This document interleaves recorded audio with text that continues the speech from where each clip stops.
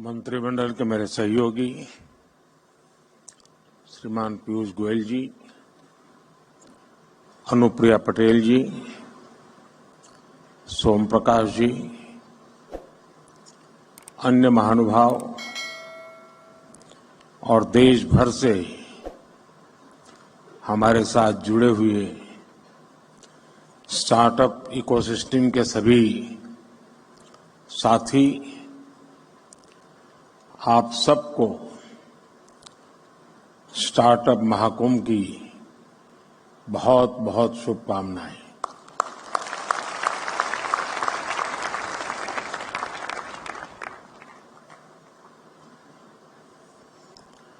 Startup launch तो बहुत लोग करते हैं,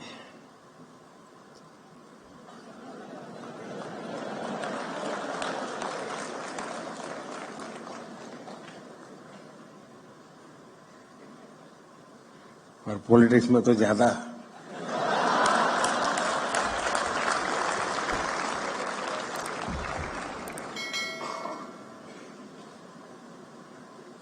और बार बार लॉन्च करना पड़ता है।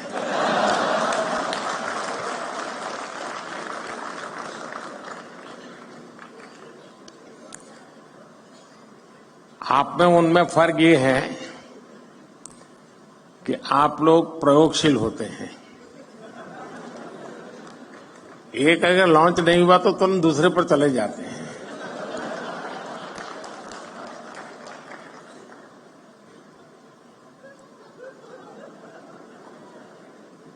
तो अब आप पीछे देर हो गई।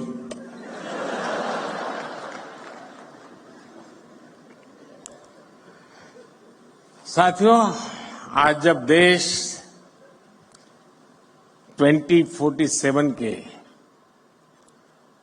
विकसित भारत के रोड मैप पर काम कर रहा है, ऐसे समय मुझे लगता है कि ये स्टार्टअप महाकुंभ का बहुत महत्व है। बीते दशकों में हमने देखा है कि भारत ने कैसे आईटी और सॉफ्टवेयर सेक्टर में अपनी छाप छोड़ी है। अब हम भारत में इनोवेशन और स्टार्टअप कल्चर का ट्रेंड लगातार बढ़ता हुआ देख रहे हैं, और इसलिए स्टार्टअप की दुनिया के आप सभी साथियों का इस महाकुंभ में होना बहुत मायने रखता है। और मैं बैठे बैठे सोच रहा था कि स्टार्टअप वाले सफल कैसे होते हैं, क्यों होते हैं, वो कौन सी उनके अंदर एक जीनियस एलिमेंट है जिसके कारण ये सफल हो जाते हैं। तो मुझे एक विचार आया, आप लोग तय करना मैं सही हूं कि गलत हूं। जो आपकी टीम है जिसने इसको ऑर्गेनाइज किया है, क्योंकि आमतौर पर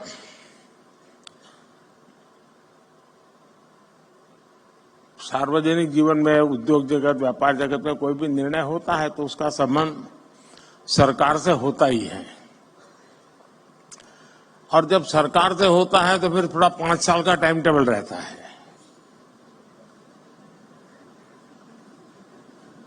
धीरे धीरे पहुंच रही, इधर से शुरू हुई है।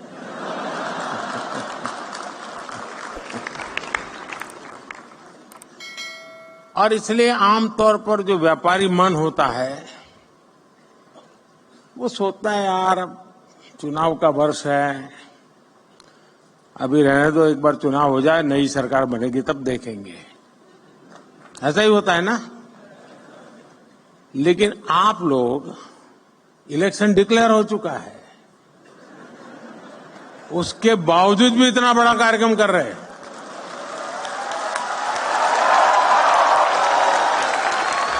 इसका मतलब ये है कि आपको पता है अगले 5 साल क्या होने वाला है।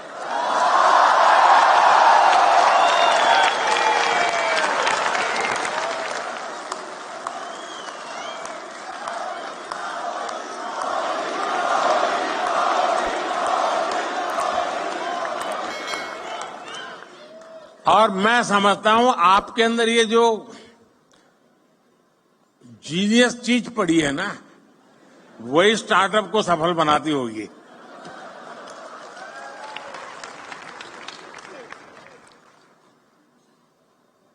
यहां investors, incubators, academicians, researchers, industry members, यानी एक प्रकार से सच्चे अर्थ में ये महाकुंभ है। यहां यंग एंटरप्रेन्योर्स भी हैं और फ्यूचर एंटरप्रेन्योर्स भी हैं। और जैसे आप में जीनियस टैलेंट है, मेरे में भी ये है, और इसमें मैं पहचान सकता हूं, उसमें फ्यूचर एंटरप्रेन्योर मुझे दिखते हैं, मैं देख सकता हूं।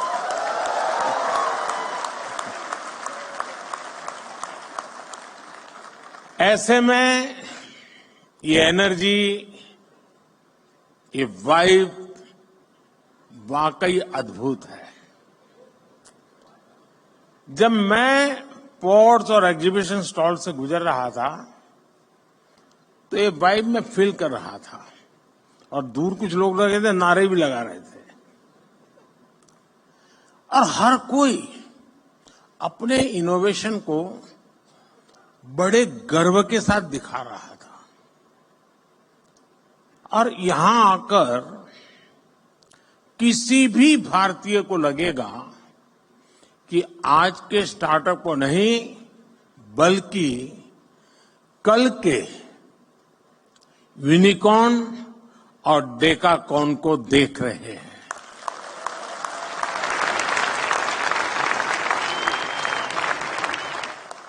साथियों, भारत आज अगर ग्लोबल स्टार्टअप स्पेस के लिए नई उम्मीद, नई ताकत बनकर उभरा है, तो इसके पीछे एक सोचा समझा विजन रहा है।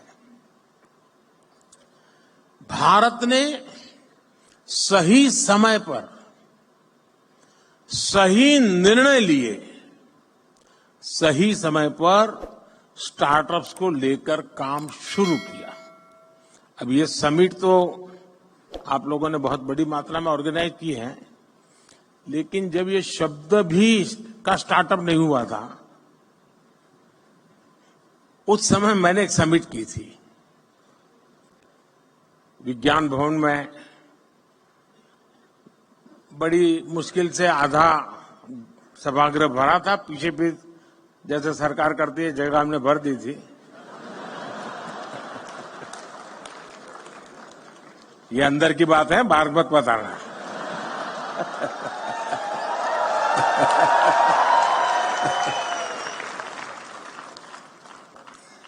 और उस समय देश में जो नए नए कुछ नौजवान, और मैंने startup India, stand up India, इसको लॉन्च करने की दिशा में मेरा प्रयास था, और मैं चाहता था कि उसको मैं एक आकर्षण पैदा करूं, यूथ में एक मैसेजिंग करूं।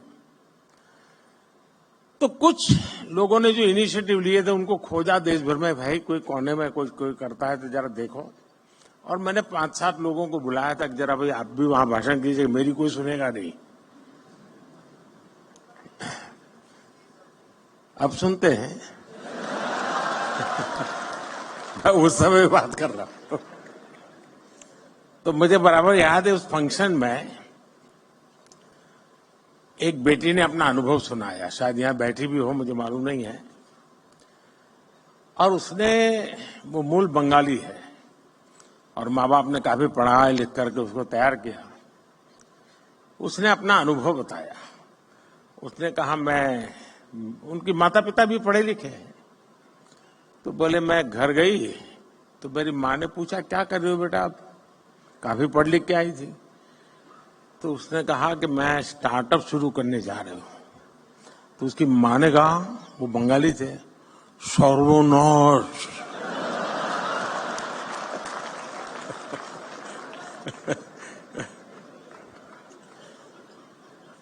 बोले सर्वनाश यानी स्टार्टअप यानी सर्वनाश। वहां से शुरू हुई यात्रा, इसका एक सैंपल यहां नजर आ रहा है।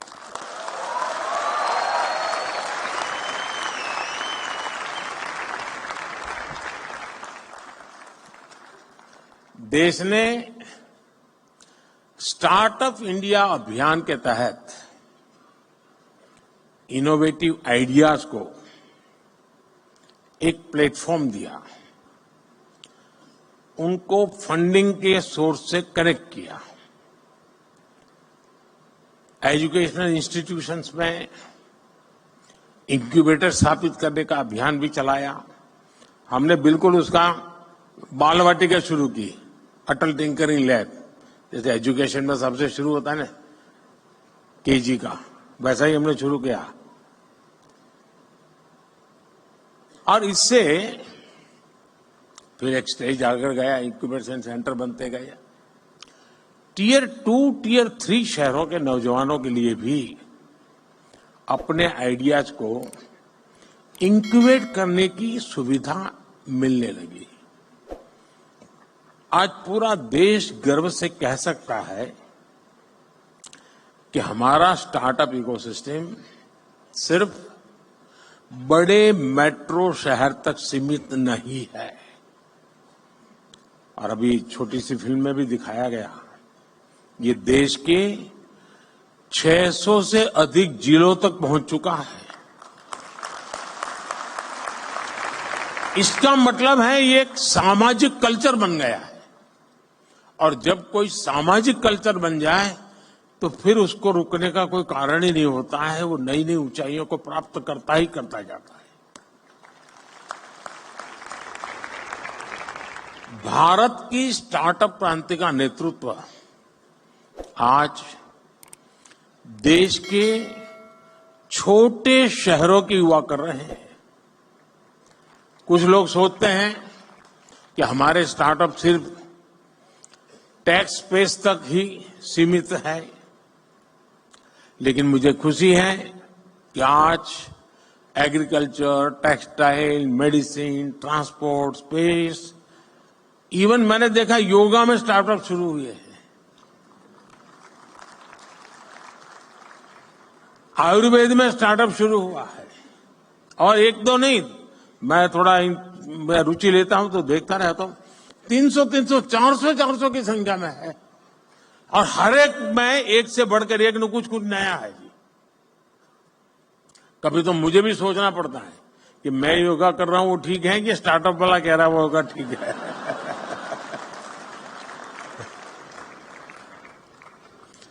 साथियों, स्पेस जैसे सेक्टर में जो कि हमने अभी कुछ ही समय पहले ओपन अप किया, पहले तो सरकार में जैसा स्वभाव रहता है जंजीरें बांध देना, और मेरी पूरी ताकत जंजीरें तोड़ने में लगी रहती है। स्पेस में 50 से अधिक सेक्टर्स में भारत के स्टार्टअप बहुत अच्छा काम कर रहे हैं। और ऑलरेडी हमारे स्टार्टअप स्पेस शटल लॉन्च करने लगे हैं जी, इतने कम समय में। साथियों, भारत की युवा शक्ति का सामर्थ्य आज पूरी दुनिया देख रही है। इस सामर्थ्य पर भरोसा करते हुए देश ने स्टार्टअप इकोसिस्टम निर्माण करने की तरफ अनेक कदम उठाए हैं। शुरुआत में इस प्रयास पर भरोसा करने वाले बहुत कम थे, जैसा मैंने प्रारंभ में कहा। हमारे यहां पढ़ाई का मतलब नौकरी, और नौकरी का मतलब सिर्फ सरकारी नौकरी, यही सब था। मैं बड़ौदा में रहता था पहले, और वहां महाराष्ट्रियन परिवारों से मेरा नाता जरा ज्यादा था, तो गायकवाड़ी स्टेट है। तो हमारे कुछ साथी बड़े मजाकिया स्वभाव से कहते थे, अगर बेटी बड़ी हुई शादी तय करनी है तो घर में चर्चा क्या होती है? अरे मुला फाल छाना है। अरे बेटा बहुत अच्छा है, फिर क्या? सरकारी नौकरियां है बस, तो बेटी शादी होने के लिए योग्य हो गया। आज पूरी सोच बदल गई है। कोई बिजनेस की बात करना था तो पहले आइडिया की नहीं, दिमाग यही है यार, करना तो है लेकिन पैसे कहां से लाऊं। शुरुआत की चिंता उसकी पैसों से रहती थी। जिसके पास पैसा है वही बिजनेस कर सकता है, ये हमारी यहां धारणा बन चुकी थी। ये स्टार्टअप इकोसिस्टम ने उस साइकिल को तोड़ दिया है जी। और देश में जो रिवॉल्यूशन आता है ना, ऐसी चीजों से आता है। देश के नौजवानों ने जॉब सीकर से ज्यादा जॉब क्रिएटर बनने का रास्ता चुना है।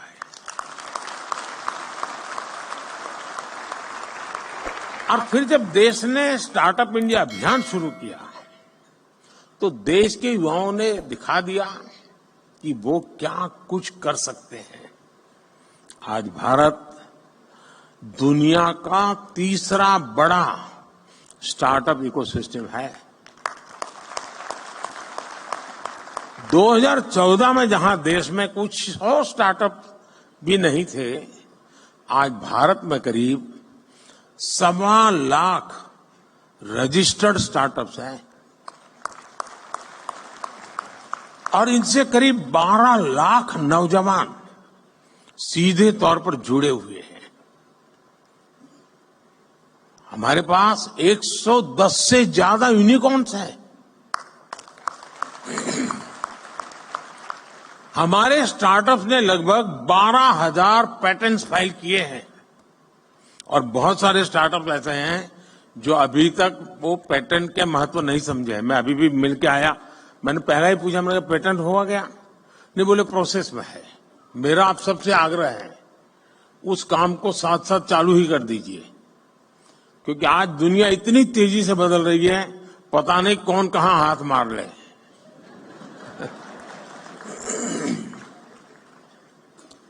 और देश ने कैसे इनकी हैंड होल्डिंग की है उसका एक और उदाहरण है जेम पोर्टल। यहां पर उसकी व्यवस्था है, आप देख सकते हैं।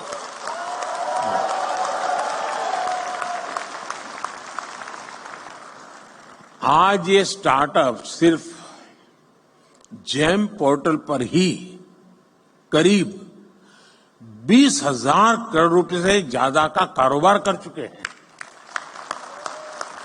यानी सरकार ने एक प्लेटफॉर्म बनाया, आप वहां पहुंचे और इतने कम समय में 20-22 साल की आयु के नौजवान 20,000 करोड़ का कारोबार कर ले प्लेटफॉर्म पर, ये बहुत बड़ी बात है जी।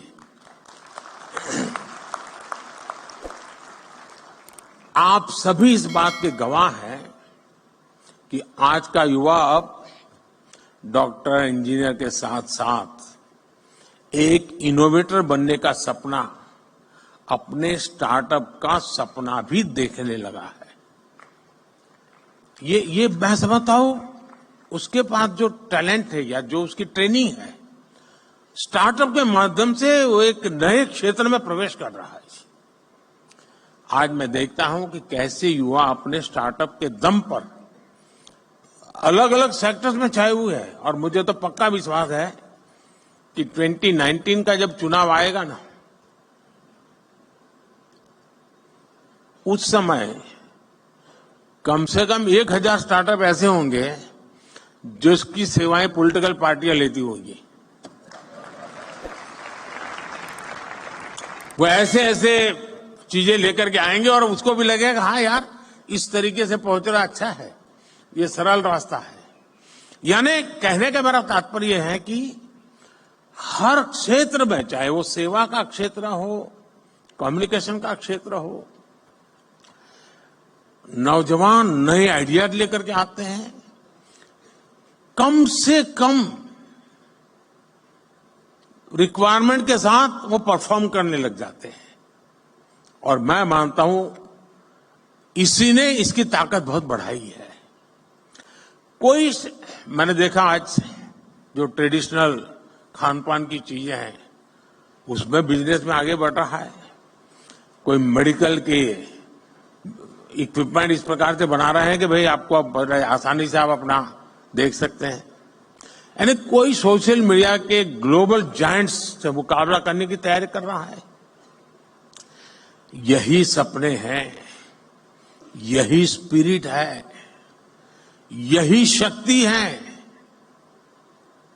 इसीलिए लोग कहते हैं मैं इसे नष्ट करूंगा।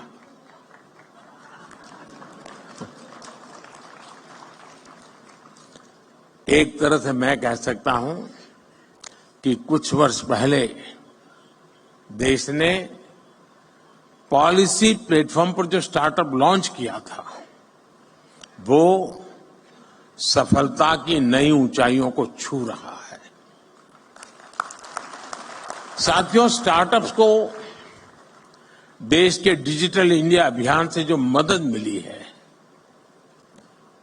और मैं मानता हूं कि यूनिवर्सिटी ने इसे केस स्टडी के रूप में स्टडी करना चाहिए। वो अपने आप में एक बहुत बड़ा इंस्पिरेशन है। हमारे फिनटेक स्टार्टअप्स को यूपीआई से बहुत बड़ी मदद मिली है। भारत में ऐसे इनोवेटिव प्रोडक्ट्स और सर्विसेज तैयार हुई हैं जिससे देश के हर कोने में डिजिटल सुविधाओं का विस्तार हुआ है। और साथियों, आपको अंदाज नहीं है कि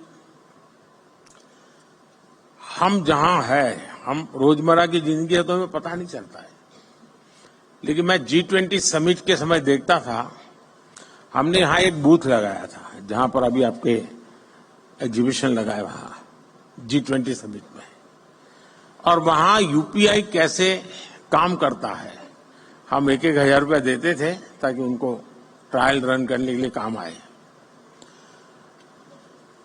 हर एक एम्बेसी अपने टॉप मोस्ट लीडर को वहां ले जाने का आग्रह रखते हुए जरा वहां देखें एक बार। यानी वहां लाइन लगी रही थी बड़े बड़े नेताओं की कि यूपीआई है क्या, काम कैसे करता है, और उनके लिए बड़ा अजूबा था। हमारे यहां गांव में सब्जी वाला भी बड़े आराम से कर लेता है।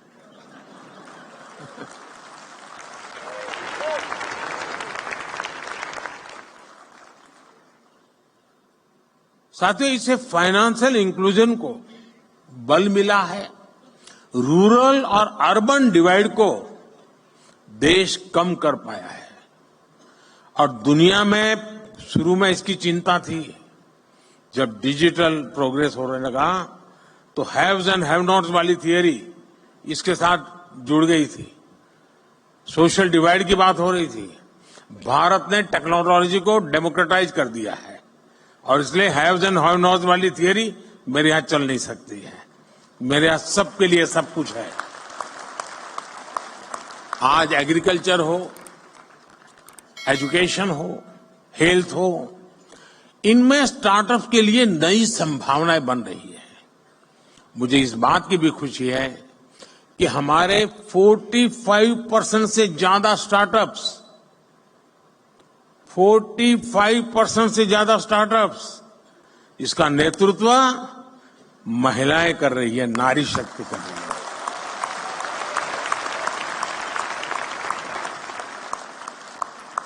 इस ताकत का कोई अंदाज नहीं लगा सकता जी। ये पूरा एडिशनल बेनिफिट है देश को। हमारी बेटियां कटिंग एज इनोवेशन से देश की समृद्धि की तरफ ले जा रही है जी। साथियों, इनोवेशन का एक कल्चर विकसित भारत के निर्माण के लिए नहीं बल्कि पूरी दुनिया के बेहतर भविष्य के लिए भी बहुत जरूरी है। और मैं बहुत जिम्मेवारी के साथ कहता हूं, विश्व के बेहतर भविष्य की बात मैं कर रहा हूं, और मेरी ताकत पर नहीं, आपके सामर्थ्य पर मेरा भरोसा है।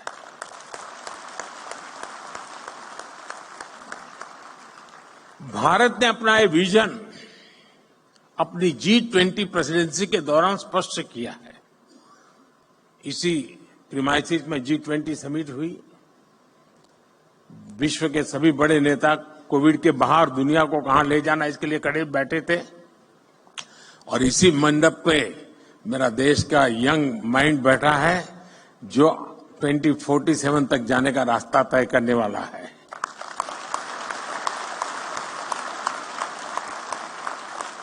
भारत ने स्टार्टअप 20 के तहत दुनिया भर के स्टार्टअप इकोसिस्टम को एक साथ लाने का प्रयास किया है। इसी भारत मंडप में G20 के दिल्ली डिक्लेरेशन में पहली बार स्टार्टअप्स को न सिर्फ इंक्लूड किया गया बल्कि उन्हें नेचुरल इंजन ऑफ ग्रोथ भी माना गया। मैं जरूर कहूंगा कि आप G20 का ये डॉक्यूमेंट जरूर देखें आप, यानी किस लेवल पर हम चीज को ले गए हैं। अब हम एआई टेक्नोलॉजी से जुड़े एक नए युग में है और आज दुनिया इस बात को मान के चलती है कि एआई मतलब इंडिया का अपर हैंड रहने वाला है जी, ये दुनिया मान के चल रही है। अब हमारा काम है मौका नहीं छोड़ना है और मैं काफी मदद ले रहा हूं ये एआई की आजकल, क्योंकि मुझे मालूम है मुझे इलेक्शन कैंपेन में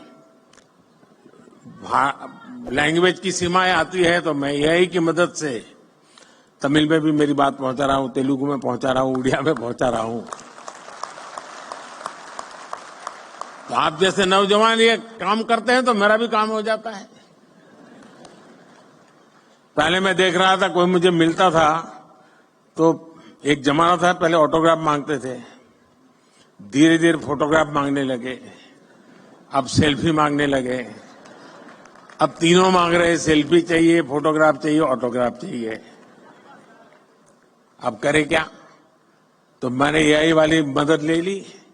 मैंने अपने नमो ऐप पर एक व्यवस्था खड़ी कर दी, अगर मैं यहां से गुजर रहा हूं और कहीं पर एक कोने पर आपका आधा चेहरा भी आ गया तो एआई की मदद से आप निकाल सकते हैं मोदी के साथ मैं खड़ा हूं।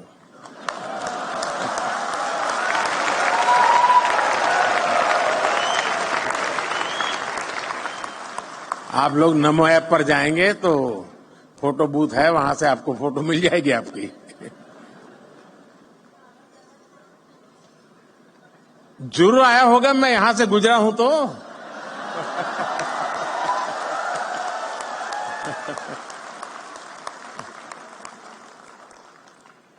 साथियों, इसलिए भारत के यंग इनोवेटर्स के लिए और ग्लोबल इन्वेस्टर्स के लिए एआई एक ऐसा क्षेत्र अनगिनत नए अवसर लेकर के आया है। National quantum mission, India AI mission और सेमीकंडक्टर मिशन, ये सारे अभियान भारत के युवाओं के लिए संभावनाओं के नए द्वार खोलेंगे। अभी कुछ महीने पहले मुझे अमेरिका की संसद को संबोधित करने के लिए उन्होंने बुलाया था, तो मैंने वहां एआई की चर्चा की। तो मैंने कहा अब एआई दुनिया का भविष्य तय करने के लिए सामर्थ्यवान बनता जा रहा है, तो जितनी वहां समझ थी उतने हिसाब से तालियां बजी।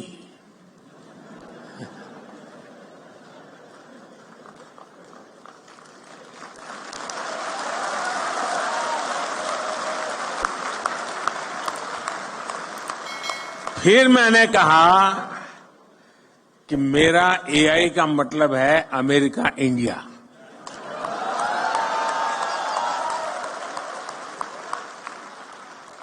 तो पूरा सभागृह खड़ा हो गया। साथियों, लेकिन ये तो मैंने वहां पॉलिटिकल संदर्भ में कहा, लेकिन आज मैं जरूर मानता हूं कि एआई का सामर्थ्य, इसका नेतृत्व भारत के हाथ में ही रहेगा और रहना भी चाहिए।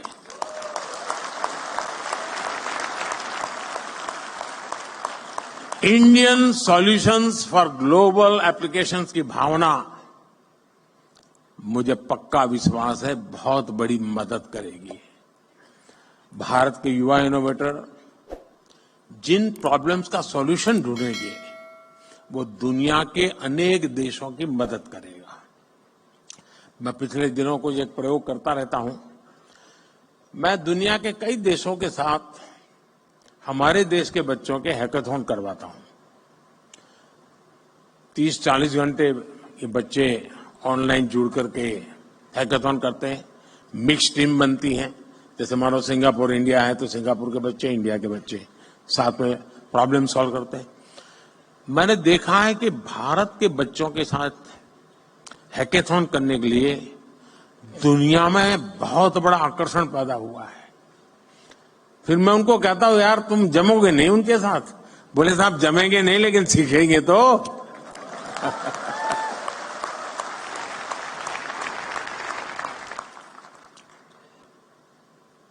दोस्तों, भारत में जो इनोवेशन ट्राइड और टेस्टेड होगा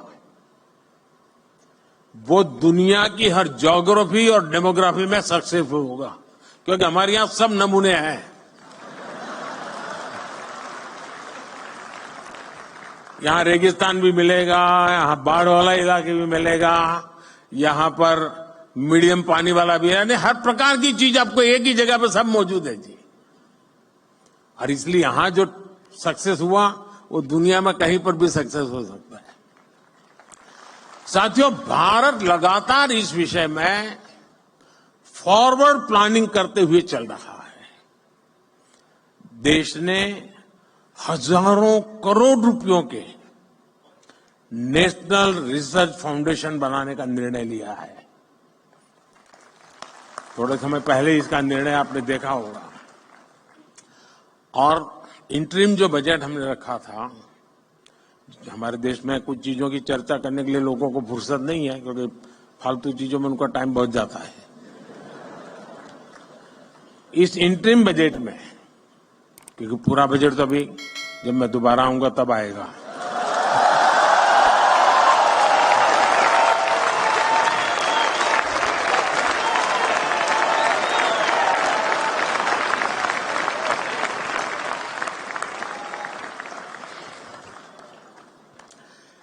इस इंटरिम बजट में एक बहुत बड़ा निर्णय हुआ है। मैं चाहता हूं कि देश के हर नौजवान को पता होना चाहिए। रिसर्च और इनोवेशन के लिए 1 लाख करोड़ रुपए के फंड की घोषणा की गई है। इससे सनराइज टेक्नोलॉजी एरिया में लंबे समय तक चलने वाले रिसर्च प्रोजेक्ट में मदद मिलेगी। भारत ने डिजिटल डेटा प्रोटेक्शन के लिए बेहतरीन कानून भी बनाया है। स्टार्टअप्स को प्रोत्साहित करने के लिए जो भी कदम जरूरी हैं वो सारे उठाए जा रहे हैं। अब देश फंडिंग का एक बेहतर मैकेनिज्म बनाने का भी प्रयास कर रहा है। साथियों, आज जो स्टार्टअप सफल हो रहे हैं उन पर एक बड़ी जिम्मेदारी भी है। आपको ये तो ध्यान रखना ही है कि आपके आइडिया पर किसी ने भरोसा किया है, तभी आप यहां पहुंचे हैं। इसलिए आपको भी एक नए आइडिया को सपोर्ट करना चाहिए। कोई तो था जिसने आपका हाथ पकड़ा था, आप भी किसी का हाथ पकड़िए। क्या आप किसी एजुकेशनल इंस्टीट्यूट में युवाओं को प्रेरित करने के लिए मेंटर के रूप में जा नहीं सकते? मान लीजिए आपने 10 टिंकरिंग लैब ले लिए, जाएंगे उन बच्चों से बातें करेंगे, आपके आइडिया से उनके आइडिया चर्चा करेंगे, इंक्यूबेशन सेंटर पर जाएंगे। 1 घंटा दीजिए, आधा घंटा दीजिए, मैं रुपये पैसे देने की बात नहीं कर रहा हूं। देश की नई पीढ़ी से मिलिए दोस्तों, मजा आ जाएगा।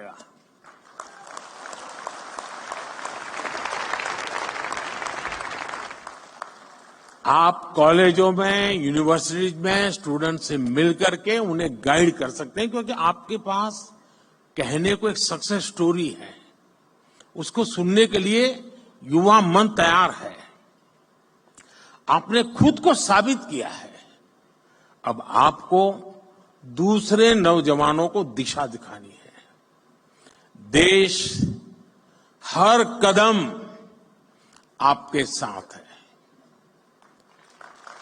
मैं यहां दो और भी बात कहना चाहता हूं। ये जो मैं सरकार में काम करता हूं, थोड़ा अंदर की बात बताता हूं, मीडिया में नहीं जानी चाहिए।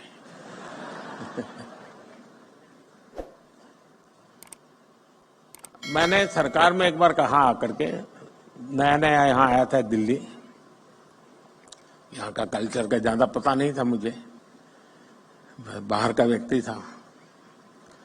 तो मैंने सरकार से कहा, मैंने कहा ऐसा करो भाई, तुम्हारे यहाँ ऐसे प्रॉब्लम डिपार्टमेंट में जो लंबे समय से अटके पड़े हैं, लटके पड़े हैं, तुम लोग कोशिश कर रहे हो लेकिन सॉल्यूशन नहीं आ रहा है, ऐसे आइडेंटिफाई करो और मैं देश के नौजवानों को एक प्रॉब्लम दूंगा, उनको कहूंगा हैकेथॉन करो और इसका मुझे सॉल्यूशन दो। तो खैर हमारे बाबू लोग तो बहुत बहुत पढ़े लिखे लोग रहते हैं। तो साहब उसकी कोई जरूरत नहीं, हमारा 20-20 साल का अनुभव है। अरे मैंने कहा यार क्या जाता है। शुरू में मुझे बहुत रेजिस्टेंस था, क्योंकि कोई मानने को तैयार नहीं था कि हमारे यहाँ कुछ अटका हुआ है, हमारे यहाँ कुछ लटका हुआ है, हमारे यहाँ रुका हुआ कोई कहे, हमारे सब नहीं साहब सब बहुत बढ़िया चल रहा है। अरे मैंने कहा भाई बढ़िया चल रहा है तो भी तो दो वैल्यू एडिशन होगा। अच्छा नहीं होगा तो वो देखेगा कि क्या बढ़िया है, जाने तो ना बाहर। खैर बड़ी मुश्किल से सब डिपार्टमेंट ने मुझे, मैं बहुत पीछे पड़ गया तो निकाल करके दिया कि साहब ये एक समस्या है, ये तो टोटल लगाया तो करीब 400 निकली। अब वो तो शायद मुझे लगता है 0.1% भी नहीं बताया होगा। मैंने देश के नौजवानों का हैकेथॉन किया और उनको समस्याएं दे दी। मैंने कहा इसका सॉल्यूशन लेके आओ।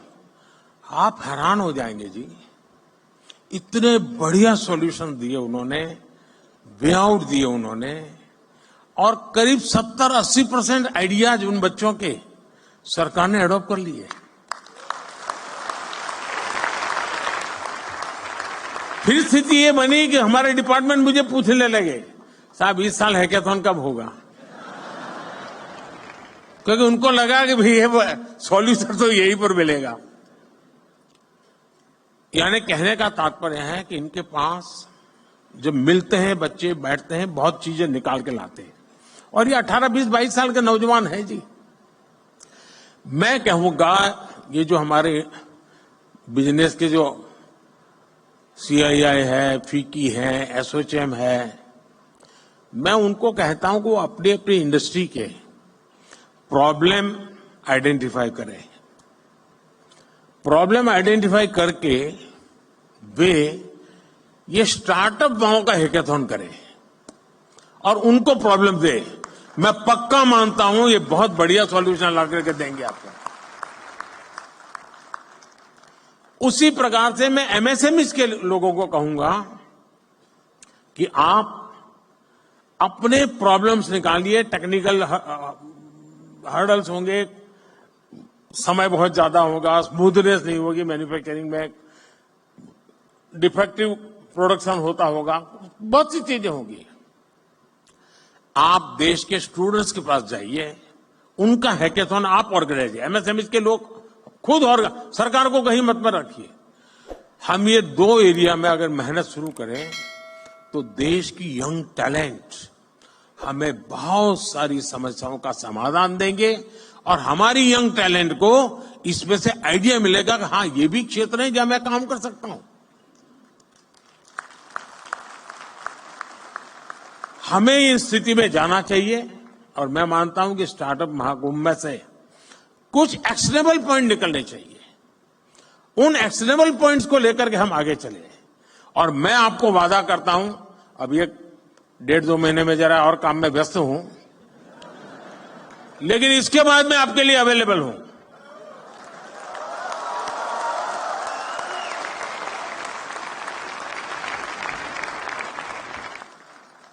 मैं यही चाहूंगा कि आप आगे बढ़े, नए स्टार्टअप बनाएं, खुद की भी मदद करें, दूसरों की मदद करें। आप इनोवेशन जारी रखें, इनोवेटर्स को अपना सहयोग जारी रखें। आपके एस्पिरेशंस ही भारत के एस्पिरेशंस है। भारत को 11वें नंबर से 5वें नंबर की इकोनॉमी बना दिया, और इसमें बहुत बड़ी भूमिका मेरे देश के नौजवानों की है, आपकी है। अब भारत को, और मैंने हिंदुस्तान को गारंटी दी है कि मेरे तीसरे टर्म में मैं देश को दुनिया की तीसरी इकोनॉमी बना करके रहूंगा।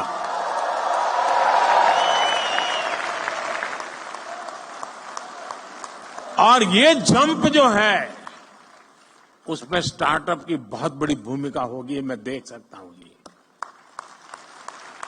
साथियों, मुझे अच्छा लगा आप सबसे गप्पे गोष्ठी करने का। आप सब नौजवानों से आपका उत्साह, उमंग मेरे में भी एक नई ऊर्जा भर देता है। बहुत बहुत शुभकामनाएं, बहुत बहुत धन्यवाद।